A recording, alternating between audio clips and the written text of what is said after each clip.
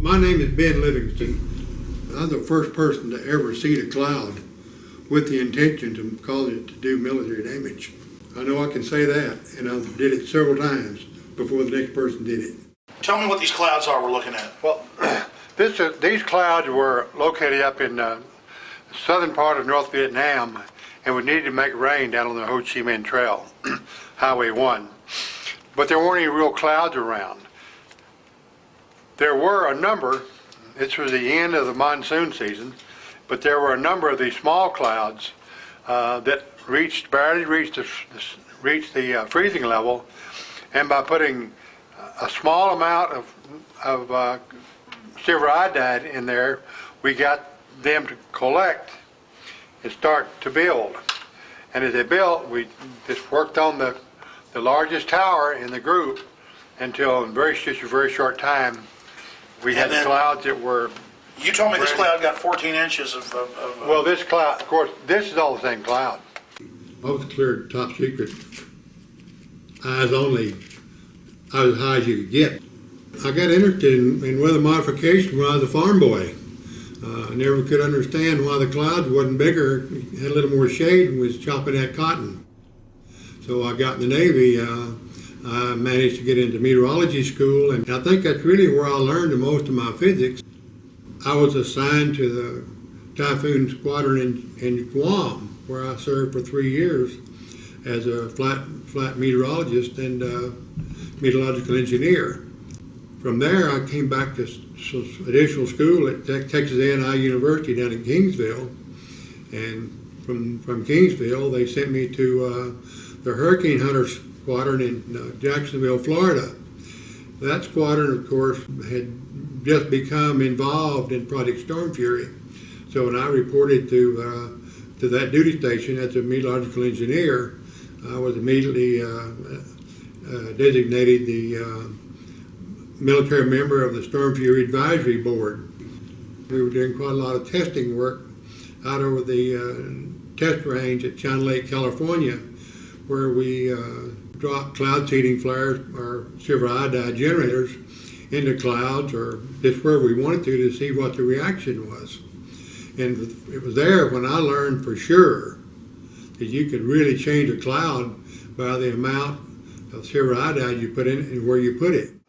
This cloud here, from the time it started raining till it quit, it put out a little over 14 inches of precipitation. What did that do to the North Vietnamese? Well, it just washed all the roads out, and there was a bridge attached to a mountain that they'd bombed and could not get rid of it. This heavy rain washing out down that river took that bridge out. So you guys finally got it done. This was on October 13th. These are cloud seeding dispensing units on the side of C-130s. As you can see, these units held 52. These dispensers held 52 units. And under here on this F4, we had these camouflaged so they looked like they were. Did you fly those? Yes. You piloted the F4? Yeah. So you're a jet pilot too, huh? Yeah, I did these for about 7 years. You fly them all, huh? That's neat. And these were our own airplanes. The airplanes I had in my commercial cloud seeding business. See? I had a Duke, and a turbocharged Duke, of course, and Cessna 310 and a Turbo 210, and we built the flares, just built them into the wings of our airplane so that they caused as little resistance as possible, or drag as possible. And these right here, these are pyrotechnics that we've cut in sections and fused them so that they could burn either singles or a pair, or cut half in two, or cut in 3 pieces, or cut in 5 pieces. So you can see obviously here, although these are dispensed in the vertical, they are essentially a horizontal cloud seeding device. See, that's how we made these clouds, like in Vietnam, work, because we could take a cloud, take a pyrotechnic like this, had a little bitty piece in it, and we'd fly by and just barely touch the cloud with one part. So that kept from blowing the thing apart, blowing the cloud up. But what we would do, and like in Carla or Rita, those kind of clouds, we would maybe use, this is one cloud seeding device here, cut into 5 pieces. But in one like this, you may be flying 350 miles an hour, kicking one out every 200 or 300 meters, and just essentially seed the whole area on the horizontal, and the whole top would blow away. Amazing.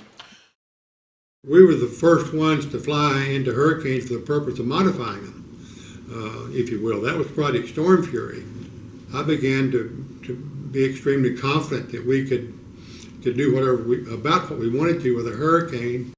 The Project Storm Fury had been going on since 1961, and they had already done 2 experiments, one in 61 and 63. Well, by 1964, when I was there in 1964, I wrote the plan and started to have a track and a mission for every flight that was on the hurricane cloud seeding experiments. So we had documentation for everything. Operation of Project Storm Fury are very positive. His report said that we claim they should consider now if a hurricane heads straight towards Miami. Some wanted to continue hurricane reductions, and the other part did not want to. It was a political football, and there are people that were wanting to do more pure research and less application engineering wanted to kill Project Storm Fury. So they built up an artificial barrier that prevented hurricanes from ever qualifying to be experimented or seeded for damage reduction. NOAA research people came up with data that suggested that if a hurricane went through a certain little geographical area, there was no history in 100 years that a hurricane had been through that area ever reached land. So they made a requirement that the storm must go through this area of, I call it an area of improbability, before it would qualify for hurricane damage reduction attention. So after about 10 years, no hurricanes went through there, and the people, that is the scientists who didn't want to spend money on aircraft reconnaissance, decided, well, it's just too expensive, we can't wait any longer, so they killed the project altogether. I am terribly disappointed that the government have decided a long time ago not to do the hurricane damage reduction anymore. They can talk about the scientifically rigorous data, the inability of civilian aircraft and so forth to collect this data, and poo-poo the empirical, or that is to say the observation that you make just by looking out the window or watching your instruments, saying it has no value. In order to change the weather and know that you're changing it, you must have instrumentation or document it. So my line of business really was to design and make equipment that would document changes in the weather. You take a cloud that Mother Nature or God has provided, and you alter that cloud. Well, the reason the cloud doesn't expand on its own in most cases is the fact that there's a lot of moisture, but there's no nuclei. There's nothing for the moisture to stick to. So when you provide the silver iodide nuclei, it causes the water to coalesce to that nuclei, and when it does, it releases heat, which means everything starts to rise. If you produce enough nuclei at the right places in a cloud, there's essentially no limit to how fast and how far it'll grow, because it just keeps releasing heat as it goes up, and of course the heat keeps trying to rise. So with the nuclei, it's very small and they're put off by these flares, but then water starts attracting to it and then it builds condensation. Well, you put out a G into these, silver iodide nuclei, and they attract water. They just sponge it up. Well, when they do, that water condenses and it releases what they call the latent heat of condensation. The heat goes out of it, and the whole thing starts rising. If you're in the business of trying to kill clouds, then of course you go up to the area where there are some vertical shear, the wind blowing some direction or other, and you provide the nuclei at a level above where the raindrops are. They are then so light that the wind vertical shear merely blows the top of the cloud away. Then there's no place for the coalescence or the nucleation to take place. Well, the Joint Chiefs of Staff had been wishing for quite some time, in terms of years, that they had some way of slowing the trucks down in Vietnam. That led me to advise the Joint Chiefs of Staff that we had a potential weapon system, and so I was asked to start to put together a top secret operation to go to Vietnam to see if we couldn't make it rain more over there as a military operation. All the roads over there were dirt roads, and when it rained, it caused them a lot of problems. So that during the monsoon season, there was so much rain and water in the roads that the trucks really couldn't move very freely. Our mission was to make it rain during the dry season. On that particular day, the clouds were very small. There just weren't any real big thunderstorms or anything like that. But I picked a cloud that was sitting out essentially by itself with a number of small clouds.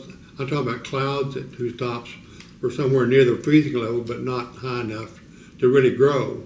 And I nurtured one of those clouds until it finally got it in well past the freezing level, and then the cloud developed a lot of convective activity, and it started sucking clouds into it, just building up, and I took a series of pictures what I called for 41 minutes.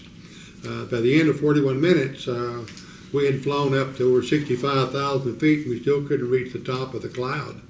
So we knew we had a barn burner there, and by the next morning, we had washed out everything in the world and did a lot of damage to people and all that sort of thing, but it was a real success as far as blocking the roads off. With just two of us involved, myself and a civilian, but we conducted that operation with aircraft, military aircraft, mostly from Marine Corps, and then shortly thereafter we started involving the U.S. Air Force. Well, we actually began the 3rd or 4th of September, and by the 13th of October, we had had a couple of storms that had actually washed out bridges, and the results were so successful until I was called down to Saigon to brief the generals, the Air Force generals, the Army generals down there, and they suggested that I need to go make this report to President Johnson back in Washington, D.C. They were excited about it, but they had no authorization, if you will, to use this as a military weapon system. I was there in very top secret classification as a research project. That's the way we were able to conduct the mission without the international community, if you will, being apprised of what we were doing and how we were doing it. It was kept top secret for a long time. It was first reported that this was going on in 1972. That's the first time the Congress ever heard about it. So as you can see, it was not something everyone knew about for a long time. It must feel good, though. You're the father or something. You used weather weapons first. Well, it's okay. And for all we know, is that the only time they've been used? Well, that same project went on through 1972 when we got out of Vietnam. But Air Force was still doing it. But was it only used in Vietnam, never anywhere else? That's the only place we've had no requirement for it anywhere else that I can think of. But it could be used anywhere with Did you ever do any testing in the U.S.? Did I? Oh yeah, a lot, yeah.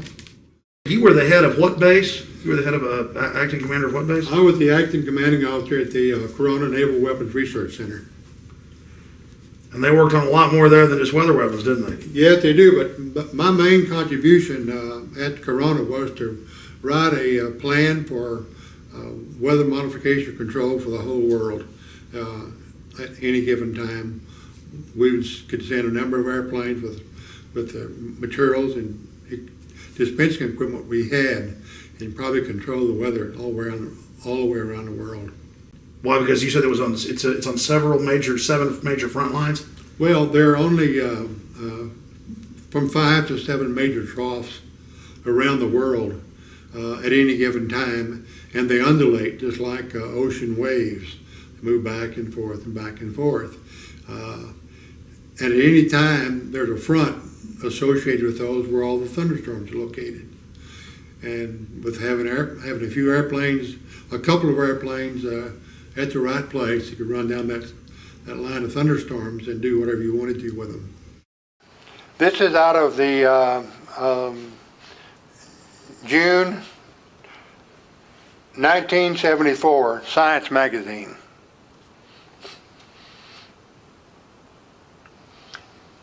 And this article was actually written in it says it's written in 1974. Yeah, it was 1974. And this is when the Senate got wind that something had been going on in Vietnam that they didn't know about, and they wanted to know about it. Well, it's interesting to note that this project ended in 1972. It started in 1966. So you can see the secrecy. Senator Pale was a kind of aggressive senator about people doing things that the Senate didn't know about. He got wind of it and he asked for a briefing. And a Colonel Sasser, I believe his name may have been something else, but a colonel, Air Force colonel, gave them a briefing, gave his committee a briefing, and told them it had been going on since in a research configuration from 1966 to the present time. President Johnson was very mild. It turned out that he had known my father. So we had a little old homecoming there for just a few minutes. And then he asked me what I was doing and told me he had read and been briefed on what we were doing and how we were doing it. And he asked me my opinion of it and asked if I thought that we could continue that. I said, well, I see no reason why we can't continue it, because we'll have the same kind of weather coming up again in March of next year, and we can seed and make rain right into the monsoon system. And we can then extend the monsoon system well past this August end to maybe the first week in November. He didn't say a whole lot about it, except he thought it was he thought it was real weird, if you will, that people could take a little weather modification and change the whole climate in the country. When I came back to the States, where I had time to do something as far as weather modification was concerned, I went back to my duties, if you will, as being the military member of the Project Storm Fury Advisory Committee. Without getting anything classified, can you tell us about some of the tests you did in China Lake? Well, of course, in China Lake we had different manufacturers of these cloud seeding devices. We had different yields for them. We had different burn times on how fast we wanted to put all this nuclei out. And so we tested all those things in China Lake. We'd pick a cloud out in the middle of the desert out there. We had 100 miles test range out there that belonged to the Weapons Center. And we'd just pick a thunderstorm and go do what we wanted to with it. By 1969, we had all the latest state-of-the-art equipment in a number of airplanes, and we also had aircraft equipped with dispensing equipment to put silver iodide into a hurricane.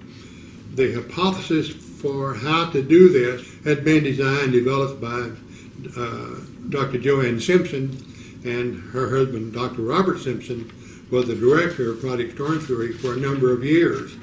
And we followed her hypothesis, which said that if you seed enough clouds in the right front quadrant of a hurricane where the energy cells are, you may build a second eye, or at the minimum make this original eye much bigger, which meant you have a reduction in wind velocity. Tell us again, Mr. Livingston, Ben, just exactly who Mr. Simpson is. Dr. Simpson At the time Project Storm Fury started, he was the head of the United States Weather Bureau. With the funds being made available for Project Storm Fury, they created a new department or new entity of government called the National Hurricane Research Center. And Dr. Bob Simpson, was the director of that group. So he's preeminent. He is preeminent, and his wife Joanne. I attended a ceremony for her induction into the National Center for Atmospheric Research Laboratory's Wall of Fame last summer, in which her name was placed on the wall as one of the 5 preeminent scientists in the nation in the 20th century. That's his wife Joanne, who was the head of Project Storm Fury for the 2 years. I worked with her for those 2 years. And they're saying right here that this is conclusive. Yes. So why aren't we saving people hundreds of millions of dollars and thousands of lives? This needs to be implemented. This book, Hurricane Watch here, is very important because it's written by a person who's a former director of the National Hurricane Center. So he's had worlds of experience in research in these things. And I might add that I took Dr. Bob Sheets on his first airplane ride into a hurricane in 1964. But he has documented a number of things that are important to the subject we're talking about, in which he's described every storm, the background to those storms, what was done to them, and the results. He's also described Dr. Bob Simpson. He says, all in all, Bob Simpson undoubtedly has had more impact on hurricane research and forecasting than any other single person. And I might add the second most important person in this direction or this field is his wife, Dr. Joanne Simpson. Ben, what do you say to the folks that say, oh, well, if you mess with a hurricane, that might cause some unintended consequence? You know, as if that energy has to go somewhere. Doesn't it just dump into the ocean as cold water? It may just spread out and blow across the ocean. It may not go anywhere where anyone cares. And there's certainly going to be, if there are going to be unintended consequences, you would know within an hour after you'd seeded a hurricane, you would know that something is not going right. We have to go do something different before it causes damage. So you'd have days to be adjusting. You'd have days. The way we plan on doing it, we'd only have 2 days. We'd only work on a hurricane. Well, this is a pretty exact science now, from Vietnam to the hurricanes you did earlier. Seems like, I mean, you guys know how to knock them out. Well, for the operation we hoped to get last fall, I wrote a flight plan for every flight. How far they would go, how many partakers they would take, and statistically, how many nuclei they needed to spend. How many tons of nuclei would it have taken? You said 2 airplanes, but how many tons of nuclei would it have taken? How many airplanes to knock out Rita or Katrina? You don't measure these particles in terms of tons. You measure them in terms of half pounds. So a cloud seeding device with 14 grams of silver iodide mixture in it that produces 10 to the 13 nuclei per gram weighs about 1/3 of a pound. So 400 of those things weighs 120 pounds. The composition of a hurricane may have dozens of energy cells in it, and they're like the pistons in an engine. They just chug, chug, chug. They get stronger and stronger and stronger because they feed off the warm air below them. And they eventually turn into this thing they call a hurricane with all these energy cells in it. We know where those energy cells are. We know what makes them tick. We have the materials, if you will, to alter those energy cells and decrease the maximum surface winds in a hurricane. On August 18th in 1969, Hurricane Debbie was seeded 5 times at 2-hour intervals. And the maximum wind speeds had decreased from 115 to 80 miles per hour. That's a pretty remarkable reduction of more than 45% in damage reduction potential. The storm was left alone on the 19th, and on the 20th went back and seeded that cloud the second time and decreased the winds again to just under 100 miles per hour, or about 24% more damage reduction potential. The results from the Hurricane Debbie experiment seemed so positive that many individuals believe the project should go operational, seeding major hurricanes that threaten land. A team of scientists at Stanford Research Institute at Stanford University did a decision analysis on all past seeding events, including the 1961 and 1963 experiments. Dr. James Matheson of that group, reflecting their views, stated, "We claim they should consider seeding now if a big hurricane comes straight from Miami." These scientists said the government may have to accept responsibility for not seeding and thereby exposing the public to higher probabilities of severe storm damage and possible higher death tolls.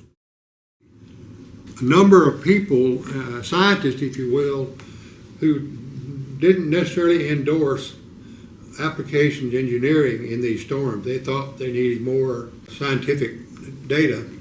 They demanded that a third party investigate all of what Storm Fury had done. Stanford University was the party or the institution that did this study of the activity Project Storm Fury had done. In summary, the results of the Hurricane Debbie experiments seemed so positive that many individuals believe the project should go operational, seeding major hurricanes that threatened any landmass.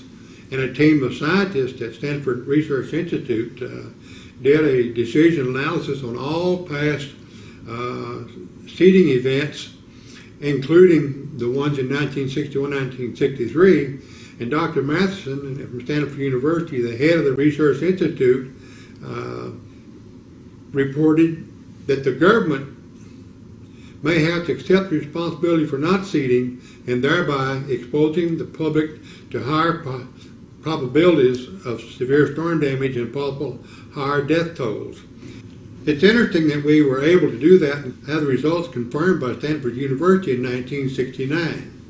Since 1947, the government has used the logic or reasoning that liability is a killer for weather modification.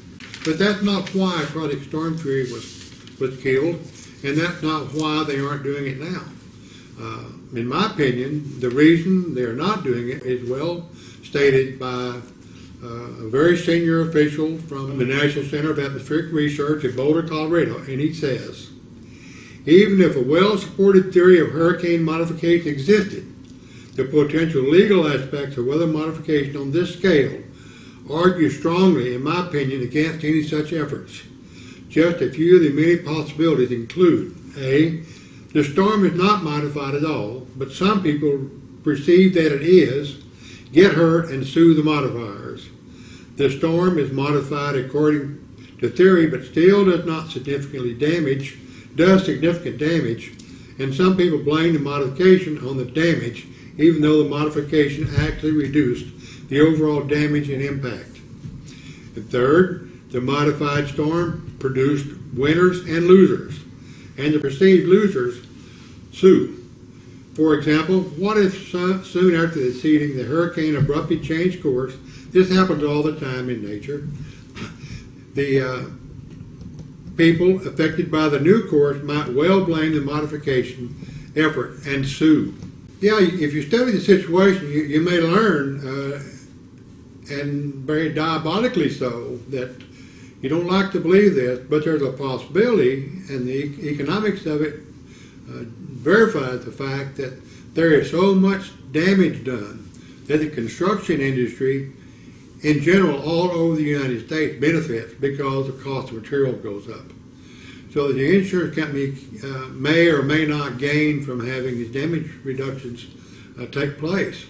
As far as the energy industry is concerned, we all know that they get their money back almost immediately by increasing the price of their product. And it's not unheard of to believe that the actions performed by FEMA or the government is not a surefire way to buy votes. So there may not be any political or economic motivation on the government or some major industries' part to reduce the damages from hurricanes. The material that we put in the atmosphere are not toxic, and by volume they're nothing. It's my contention that we have a sure defense against those liability lawsuits. We place in our seeding materials a trace element of zinc or some other exotic material, so that any rainfall that falls that uses our nuclei to cause the rainfall or the hail, whatever comes out of it, all they need to do is collect some of that water, find some of our traces of some of our material, and we would then concede that we had something to do with it. And the other, of course, good defense is that we've had such horrendous hurricanes the last several years without any weather modification in the past 30 to 35 years. You sure can't blame a weather modifier for causing damage. The other governments are using weather control for many purposes. And Indonesia, for instance, Canada, Turkey, Greece, Russia, they're all using weather control to their benefit, and we aren't. Well, for several years, the Russians have had weather control product as one of their national goals. They're using weather control primarily to protect the large sites, or the sites where large numbers of people are congregating for celebration. So, such as in Moscow or Stalingrad, when they have these big military events there, or parades, so forth, they bring their cloud seeding people in, and their objective is to keep it from raining or to knock the clouds down. And it's not just the Russians that do that. Our company, for instance, does the same thing in Calgary every summer. The idea is to keep the hailstorm and the heavy rain down so that the construction business can flourish. It's a contract we've had for 9 years, and every summer we send 2 airplanes up there, or whatever it takes, and their only mission is to prevent hail and keep weather from doing damages in the city limits of Calgary. You've obviously been successful. Well, obviously, yes. It's just one of those things that we know how to do, and since the government hasn't done it, the corporate people in America have just built the instruments. They've installed them in their airplanes, but we have to be just as sure of what we do as the government would like to think they have to be. The men, the materials, the aircraft, and all of the other support equipment you need are available today to reduce the damages of hurricanes very significantly, and I'm talking significantly as being more than 35 or 40%. The roof doesn't lift off a house until about 105 miles an hour. If you reduce the damages in hurricanes by 35 or 40%, you're going to save 90% of the damage that's done by them. Because once you get down below 100 miles an hour, there's not a whole lot of damage occurs from the winds and hurricanes. The tack they've taken is that they're willing to spend money they haven't got to repair places that are not repairable, order the people to evacuate, and the people come back and their house is blown away. We think that's foolishness. We think that we ought to be trying to save those houses, let the people evacuate, but have them come back to a house with the furniture in it. Our aircraft can carry over 400 cloud seeding units.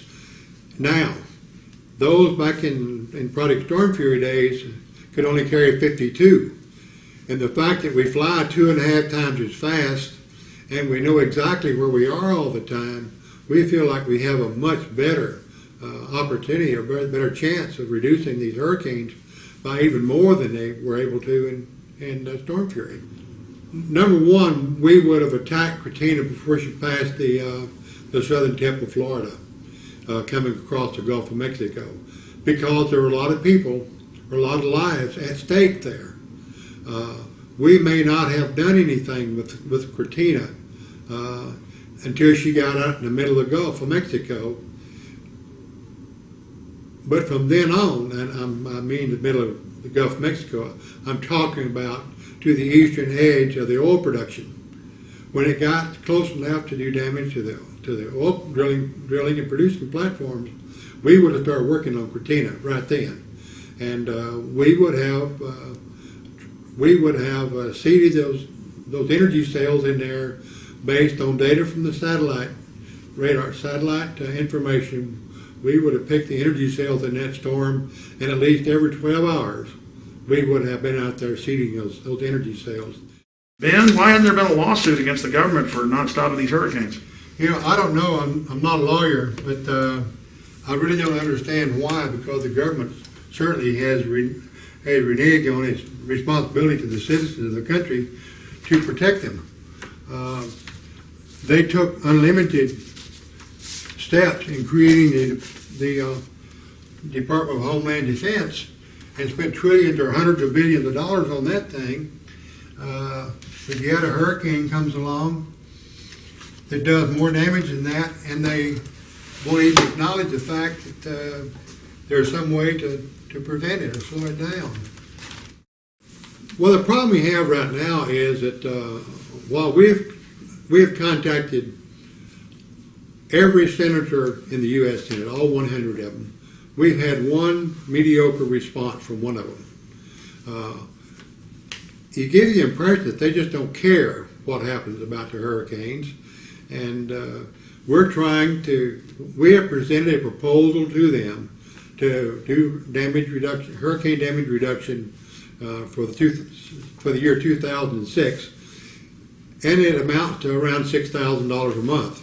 But we have enough airplanes, we have enough people in our company that we can do that. We need to be out there seeding these hurricanes, and if we don't get the results that we think we're going to get, then we can say we're not ready for it. But that's not going to be the case. What's this, Ben? This is a letter from the Secretary of the Navy, and it's a commendation medal to me, and it's for meritorious services from 28 September through 1 November 1966. As a member of the Scientific Operational Evaluation Team for the Naval Ordnance Test Station deployed to the Republic of Vietnam.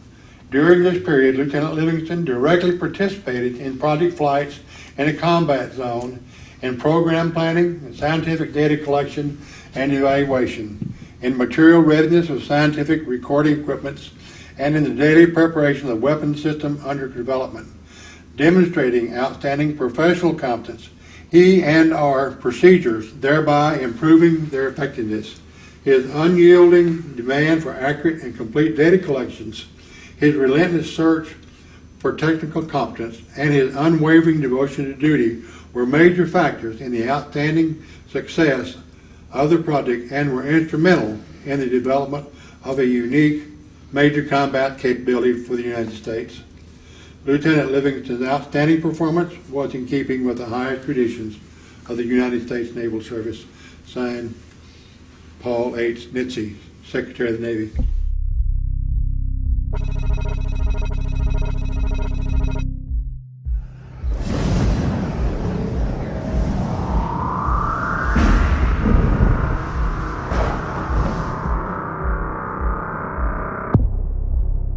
Visit Infowars.com and PrisonPlanet.com. When you're on the sites, you can also tune in 24 hours a day to my daily radio broadcast. There's also a free iPhone app to listen to the syndicated radio show when and where you want.